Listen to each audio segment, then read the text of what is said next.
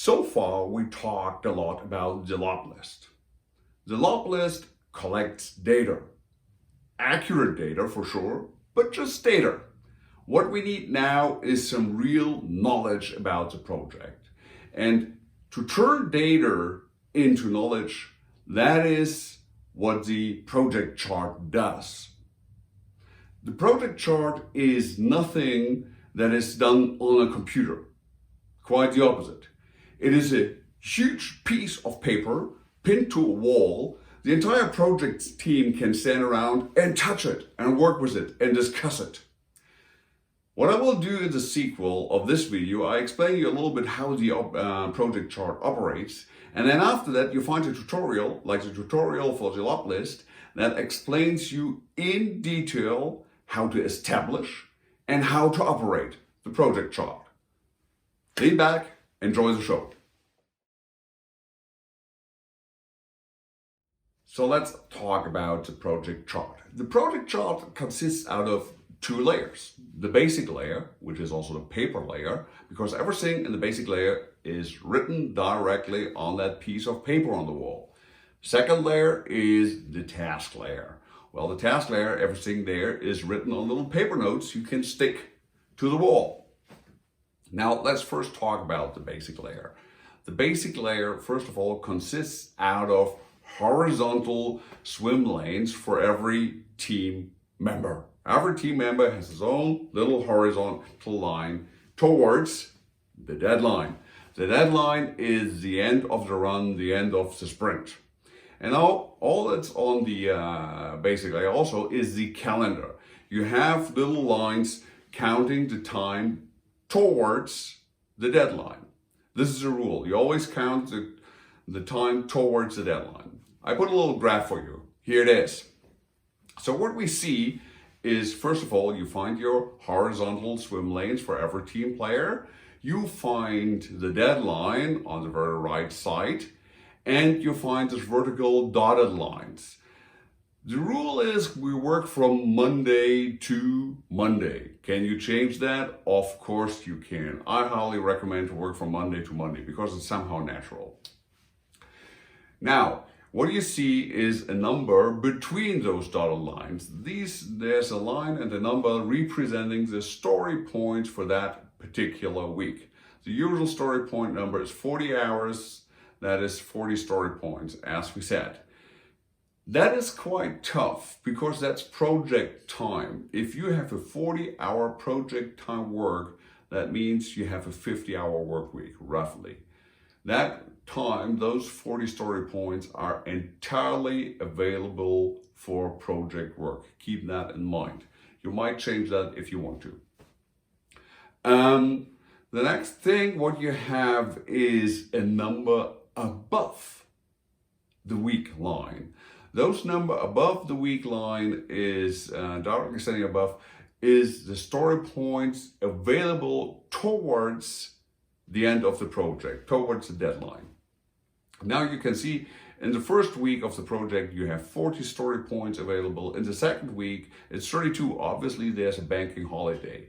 And the last week you only have 16 story points. Well, in this example we decided to put the deadline on Wednesday morning. So that leaves you 2 days in that week, which would be Monday and Tuesday, adding up to 16 story points. This is how a basic chart might look like.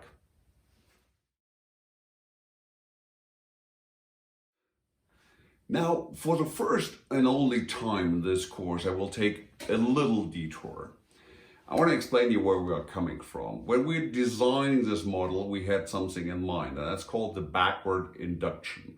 The backward induction is a principle out of mathematical gaming theory. So let me explain to you what it does. You have a success point, and you develop the path to success backwards. Example, you want to drive a car. Okay, you want to drive a car. In order to drive the car, you have to start the engine. That would be a step. Next step is, in order to start the engine, you have to sit in the car. In order to sit in the car, you have to open the door. In order to open the door, you have to walk towards the car, and so on, and so on, and so on. This idea I want to just give you when you sort your task, because the next thing we do is we sort in the task into the basic chart on little papers. We're coming to this next. So now we are on the task layer. And what we do is we have little paper prints that contain the name of the task, the topic of the lot list, and of course the story points in a circle. And now backwards, we fill up the weeks. We puzzle for every person his tasks. Remember, each task has to be assigned to one specific person, golden rule of the lot list.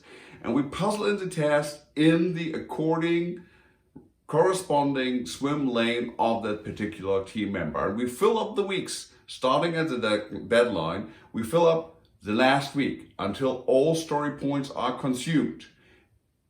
If it does not go correctly and there's a story point over, fine, leave it. Go to the next week and fill up the next week. Fill up the next week. And you go on like that.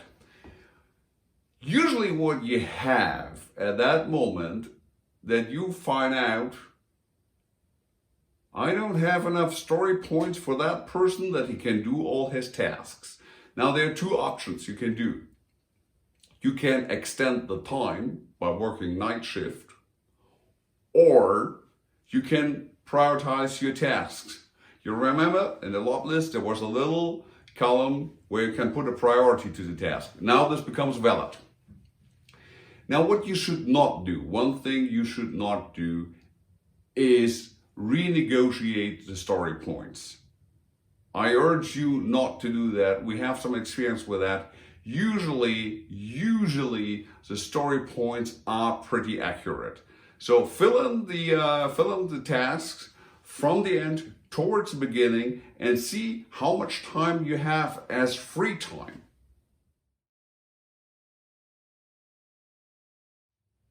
Now, after you have filled in all the tasks backwards, the planning phase starts.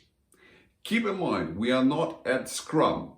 Scrum has backlog, and the sprint backlog does not allow that new tasks occur during the course of the project. This isn't the case here. New tasks can occur anytime during a run or a project. This is one of the big differences to Scrum, why we need another system. So what you want to do is you want to save as much time at the end of the run, because you don't know what's happening next. So you try to drag as much of the task up to your front week and work as much as possible to create the biggest possible time reserve at the end. By the way, one little hint: if somebody is on vacation or not available, put in a little red card. Don't put a task on the list, just circle a number for one day with an 8 so you see he's not available in that week. Another remark, you do this planning every week. So now Monday is over, you do the same planning the next week. You don't do the backward induction again. You keep that picture, keep it hanging on the wall, and the next week, if you do the planning again, you take, remember the definition of done, the task you have done just off the chart, drop it to the ground or on the waste. And that's basically everything there is to say about the project chart. What we figured out is standing there with people in front of that is a pretty active process. There's an example at the very end to this entire course where you can see how it works. And the nice thing is, if people are standing in front of the project chart, in front of the wall, somebody might have a task somebody else forgot and said, oh God, I have to do this as well, like documentation or testing or something like that. You will experience very vital discussions if you have an accurate lot list and if you accurately transfer your lot list to the project chart. We repeat all that in much more detail in the next video.